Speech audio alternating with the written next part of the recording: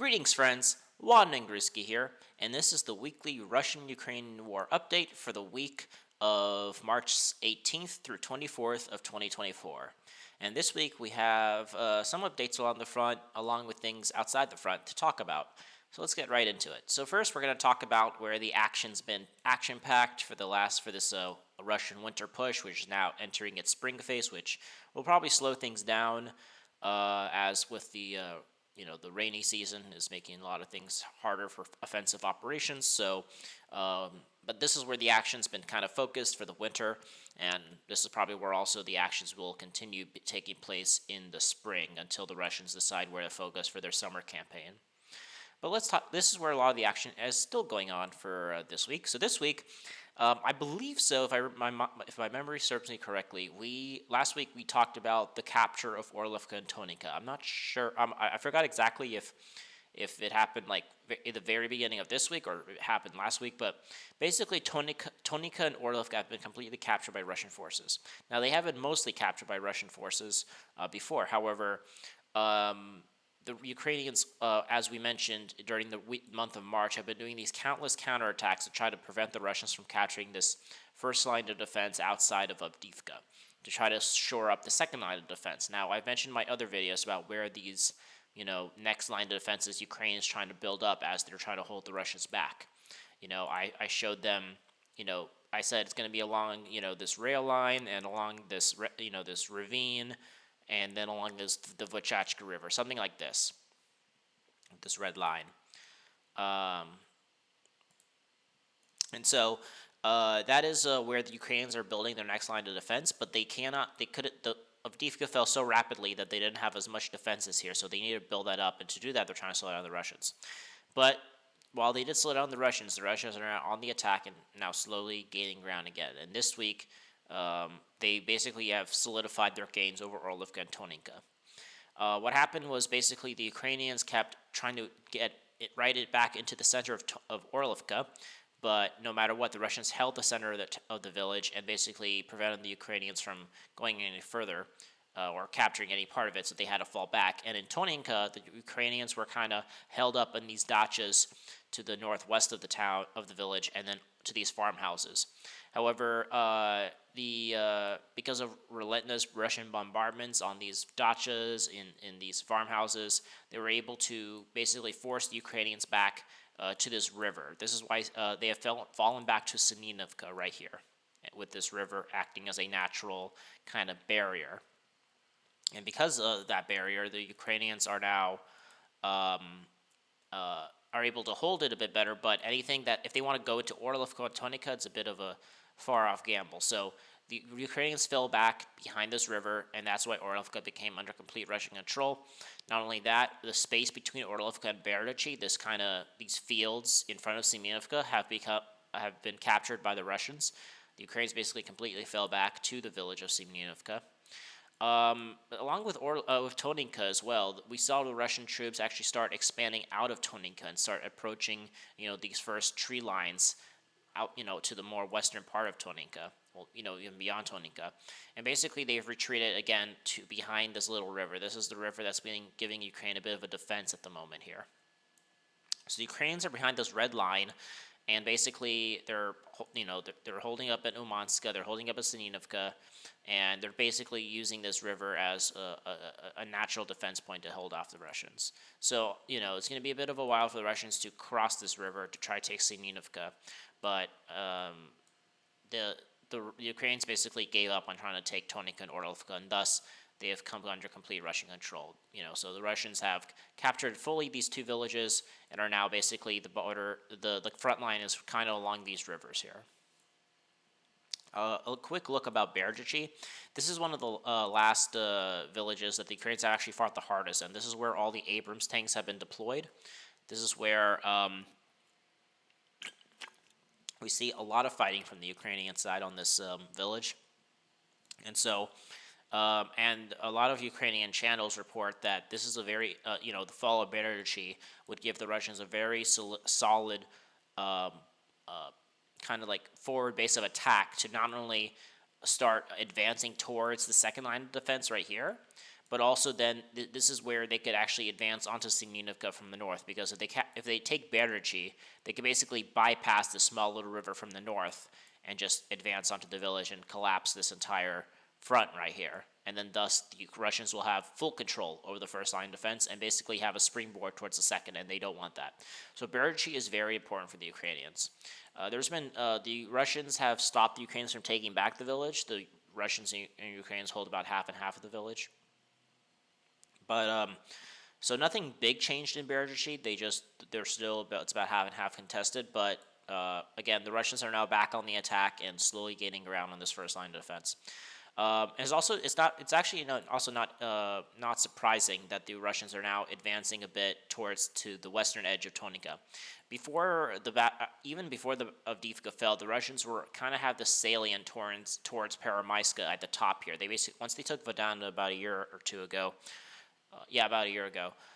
they managed to kind of advance along this one street on top of these reservoirs and basically use this as they've been holding this area for a lot of months, and so the Ukrainians, now that Tonika fell, they're like, well, we don't want to be holding off. They don't want to be kind of squeezed out, so they're kind of falling back to a more natural, whatever defenses they've set up in these fields that are beyond these two Russian pincers here, or these two Russian salients. So anywhere that was right here, right, would have they're like, well, they would have overtaken us, so they've kind of withdrawn maybe to this ravine structure here, obviously behind this river right here, and then obviously they have the defenses in Italova and Peremyska that they still have control over, and I have no doubt they probably have set up some sort of open trench systems in these fields right here, just to deny the Russians the ability to just go through these fields.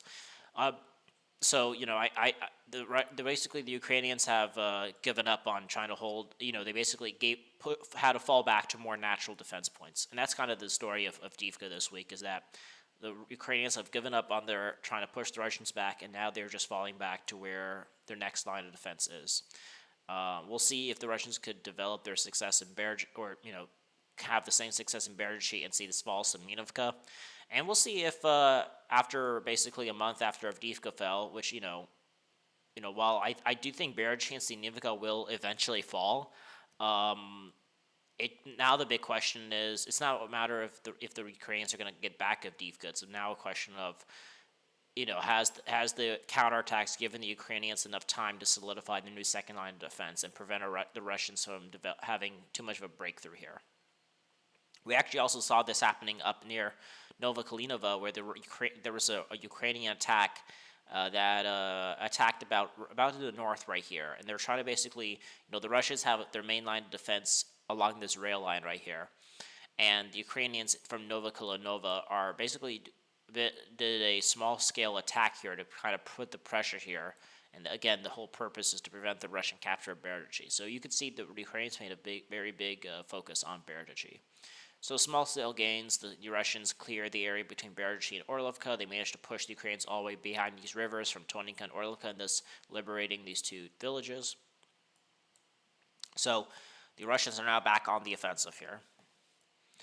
No changes on the South Donetsk front this week. Pretty surprising. I mean, there's still clashes in the middle of Novomikhailivka. There are still clashes on the outskirts of the center of Grigorievka. There's still clashes right on the very tips of Krasnogorivka. There's lots of scale bombing here, but no actually big changes on the ground this week here.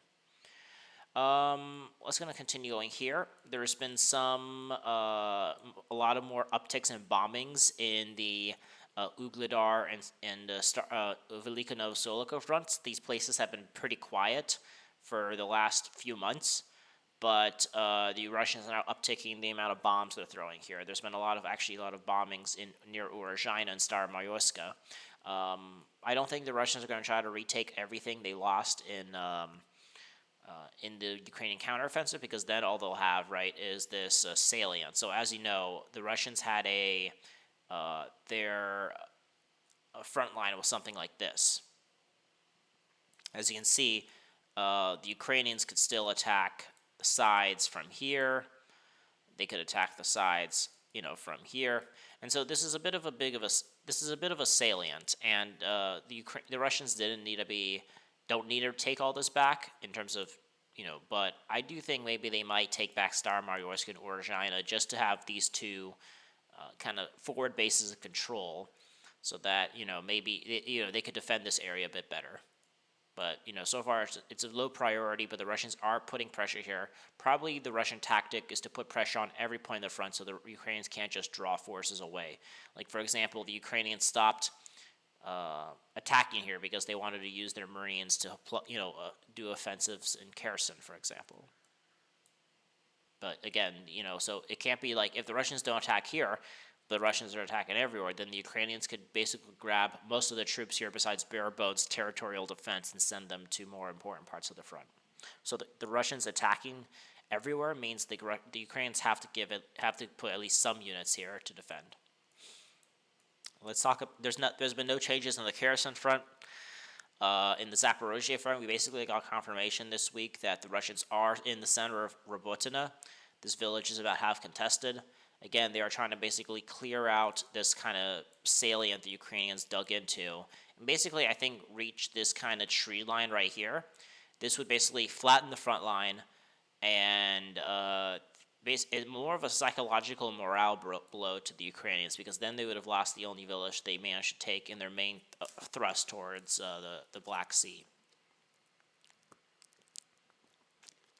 We'll also be able to see the Russians basically, take back basically what they lost in the summer, and if they want to develop their offensive towards Orivka, this will be a big challenge, but we'll see if that's something they want to do. But I think right now this is more of just another pressure point. They want to force the Ukrainians not to move their troops from Zaporozhye to other fronts, and basically just put a morale blow to the Ukrainians. So the Russians are now in the center of Robotina. This village is now contested half and half. And they've also pushed out of Verbova, small-scale pushings away from the main village, because the Ukrainians were close to getting to this village, but they never actually managed to enter it, and now they are they got pushed far enough away where they can't enter it.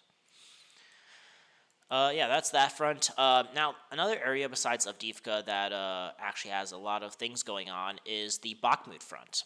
Bakhmut is actually very interesting. This is where I think the Russians are putting a lot of pressure, and this week we saw the complete capture of Ivanivska.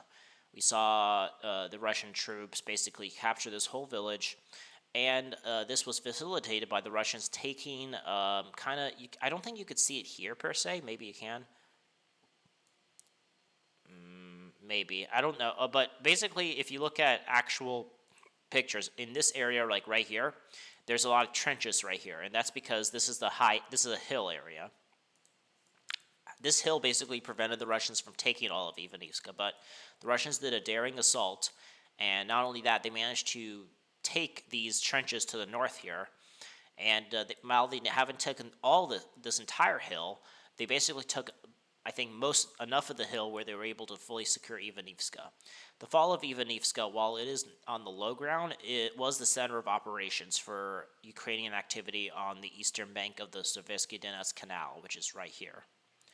And so the fall of Ivanivska basically allows the Russians to continuously advance along these hills, capture this hill right here up to the Seversky Donetsk Canal. And basically also continue their advancements on, to capture these, these are these hills right here. Capturing these hills and having the front line be along the Seversky Donetsk Canal, once that is secure, which the Russians could probably do by the end of spring, basically allow the Russians to move down towards lower levels of, lower elevations, and basically force the Ukrainians to give up Klishevka and Andriivka. And basically, they basically want the front line to be along the Seversky Donetsk Canal. Now, a lot of people are saying the Russians also want to take Chasiv Yar. That will be a bit of a slog. This will take a few months. This might be an objective of the Russian summer campaign, where by the end of the summer they might want to have Chasiv Yar under wraps, so they could begin the taking of one of the biggest Ukrainian defenses in Donbass, the Konstantinovka. But Chasiv Yar needs to fall first, and right now I think for the spring, the Russians are just focused on trying to reach the Seversky Donetsk Canal. So as a review, you can see the canal on the map, but just to kind of tell you where the Russians want to go, they basically want to take, once they have captured Ivanivska, they're going to, with the fall of Ivanivska, they'll be able to split the defense of this on the eastern part of the canal in half, take these hills. Once the hills are taken, they'll be able to move south and basically force the Ukrainians away from Klishchiivka and Andriivka. And then that is kind of one of the main purposes for the south. There's also the northern sector to think about here. And we actually saw some more progress this week. We saw Russian troops basically reach this last hill that's in front of kind of this extension of Chasiv Yar. These are the high buildings area. This gives the Ukrainians a high ground advantage overlooking this area. But the Russians are getting very close to this kind of high-rise building area, and so the Russians managed to take advantage. The front line used to be along this kind of road right here, and the Russians managed to reach right in front of this hill. And so, that means that I actually think Bogdanovka might fall. I think the only thing that's keeping it alive is the existence of this hill, this forested hill right here. If this forested hill falls, which I think the Russians might focus on, then Bogdanovka will fall. The front line will kind of go, the Russians need Bogdanovka to fall so that they could continue getting operational space to develop their offensive on Chasiv Yar from the north. But if the front line kind of goes something like this, right? Something like this, then this is where, the Russians will have space to maybe outflank Kalinova from the north, reach the Seversky Donetsk Canal, and then from there, they could probably take Grigorivka from the south here and kind of advance along this canal to outflank this village. Because then the main goal, obviously, is to just have the front line be along the canal, and again, it's a very hard game for the Russians. The Russians need to continuously advance uphill, and once they reach Chasiv Yar, which is the highest point in this entire area, because if you see, the elevation, there's a very low elevation here, and then there's a very low elevation here because it's a river. But then it kind of up here in this. Let's kind of change the color to blue. In this area right here is like the high ground. So the Russians are basically advancing up the hill and trying to reach this blue line, which is kind of where the highest heights in this between these red areas are. And so it's a hard challenge for the Russians being on the offensive here. But again, it's a matter of taking as much the highest localized high ground and then just advancing slowly upwards. But the fall of Ivanivska this week was one of the biggest things in this fight, and the Russians are now getting closer and closer to the Seversky Donetsk Canal this week. So that's kind of the focus on Bakhmut. Another thing interesting is that the Russians are still trying to push the Ukrainians out the old-fashioned way, but the Ukrainians have the dominant heights here, and so it's very hard for the Russians to kick them out of Klishchiivka and Andriivka. One thing that's of note is the Russians have taken over the rail station right here. You can't see it here, maybe because it got wiped off the face of the earth, but there is a train station here that the Russians have managed to take, and this basically was one of the main areas of defense along this rail line that the Russians could use to help defend their positions here, which is good, but the Ukrainians aren't on the attack anymore, so it's just kind of could be a base of operations to continue their pushes, but nothing too big here. I guess the main goal they're hoping is to use Ivanivska to force the Ukrainians out of Klishchiivka and Andriivka. There's been no changes on the Seversk front. We talked about Bilogorivka last week. The fighting is still going on there somewhat, but nothing too big change this week. The Russians are still pushing towards the village of Terny. We saw some small-scale progress this week.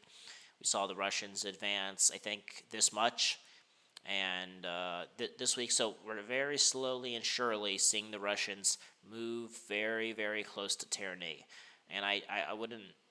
I think one of the main goals of the Russians is to reach the Oskol River, which you could see. I'm going to color it in red here. This is the Oskol River, generally speaking. But I think one thing the Russians want for the spring is to reach the Zhirabets River, this red line right here. And so in order to reach the Zhirabets River for defensive purposes, they need to reach Terny. And once they reach Terny, they could basically move up and down and outflank the Ukrainian defenders in this area. So the Russians are still pushing. They're less than a kilometer away from Terny, but again, it's on open fields and open flats, and so Ukrainian drones could pick off, those things very easily. No changes on the Kupiansk front. Nothing really big change there. There's been a cessation of Ukrainian activity on the Belgorod front, so there's been no more attacks here. However, the Russians have restarted their missile strike campaigns here. One thing of note is the attack of the Dnieper hydroelectric dam here, and basically they took out the production facility of energy here. And so, this is this is very significant because this is one of the first times the Russians are actually targeting the power generation, power plants in Ukraine besides just the substations. So, and they also been targeting a lot of other areas around Ukraine, and we'll see the result. We'll see if this is just a response. In my opinion, this is just a response to the Ukrainians doing their terror attacks into Belgorod during the election season, and the Russians are like, hey, if we could do tit for tat, we could respond in kind. And so they're like, hey, if you want to attack Belgorod, we'll attack the Dnieper hydroelectric plant. Just to tell them, hey, piss off. I do not think this is just the start of a de-energization campaign, but we'll see. Maybe it is. Maybe now that Putin's won the election, he could now be more hardcore with his war.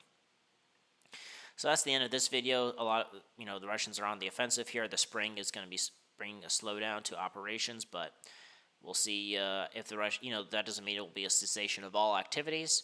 So we'll see how the war develops into the springtime. So that's the end of this video. Hope you guys liked this video. Like this video if you give it a thumbs up if you liked it.